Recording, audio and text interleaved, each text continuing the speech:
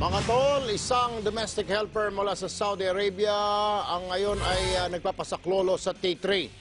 Mga maga ang pisngi at nangingitim pa ang kaliwang mata. Yan ang sinapit ng OFW na si Lourdes Dator sa isang bidyong ipinadala niya sa kanyang mister. Nagmula ang mga latay na yan dahil sa pananakit umano ng kanyang amo ng tangkay niyang tumakas. Ang kanyang pagtakas ay bunsod ng pagmomolestyang ginagawa sa kanya ng lalaking amo. Ilang beses nang lumapit ang mister ni Dator sa Rothschild Global Resources, ang ahensya nag-recruit sa biktima para mapauwi ang kanyang misis. Subalit puro pasalang daw o paasa lang ang ahensya. At dahil dyan, nasa studio natin ngayon si Dave Tamayo, ang mister ni Lourdes, na ngayon ay nasa Saudi. Magandang hapon, Dave.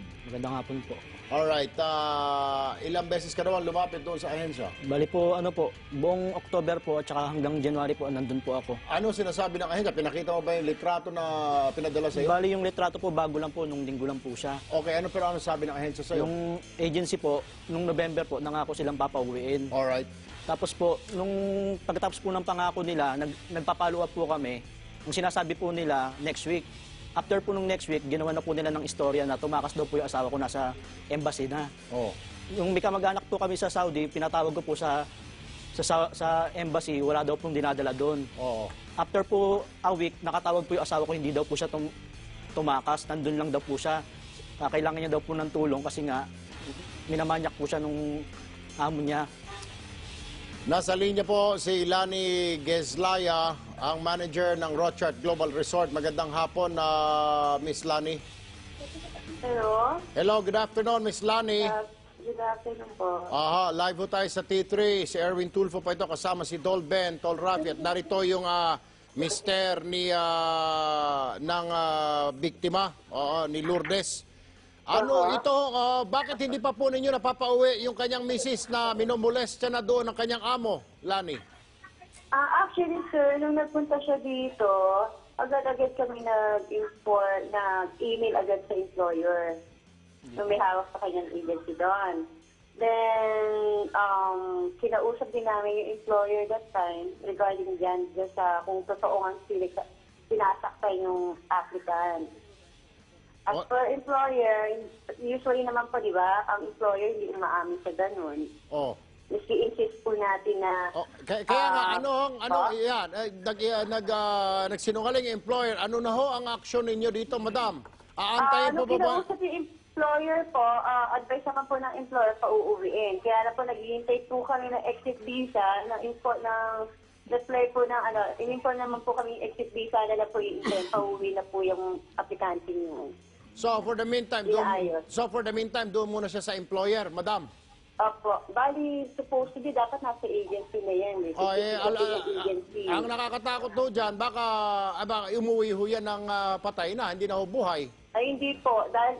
Kasi po nung unang punta po ng asawa, in-inform na po namin right away, then kinausap na po yung employer, na-inform na namin regarding dyan. Ang tagal lang po kasi ng processing ng exit visa. Sandali lang, Miss Lani, ha? Dito muna tayo kay Marisa Cruz, Supervisor Advocacy and Social Marketing Division ng OWA. Magandang hapon, Miss Marisa. Ay, magandang hapon po sa inyo, mga sir. Live ho tayo sa T3 sa TV5. Opo, kinukuha ko nga po, sir, yung detalye nung complaint ng ating si Mr. Dave. Kailan kaya ang pinaka-soonest possible time na masilip po ng inyong mga tauhan doon, case worker sa Saudi, yung Saudi Mrs. po. ni Dave? Bali kung sa Damam po ay sa Alcobar po yan. Meron naman po tayong welfare officer doon, sir. Wag po kayo mag-alala. Papuntahin niyo po kaagad bukas na bukas din si Mr. Dave. Kukuhanan din po natin yung usual na mga lang yan, mga detalye. And then, agad-agad, bigyan po natin yan na action kasi kawawa po yung worker. Magko-complain po, sasabihin po nung ahensya, yung agency dito, doon sa employer, siyempre naman po, talagang itatanggi yun. So dapat po, tatanggalin natin sa harm's way, yun pong OFW. Kaya yun po yung nararapat doon. Tama po kayo. Tama po yun. At time is the essence rito, yes, ma'am. Baka lalo pang lumala. Po niya.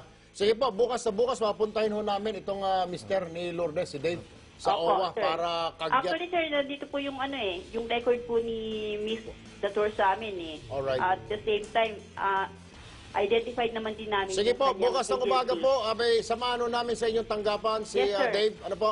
Opo, sir. Opo. Para matulungan ka agad sa lalong Yes, sir. madaling Yes, panahon. sir. Opo. Alright, well, maraming salamat sa iyo, Marisa Cruz, Supervisor Advocacy and Social Marketing Division ng OWA. Be sure to come back. News 5 everywhere. Copyright 2014.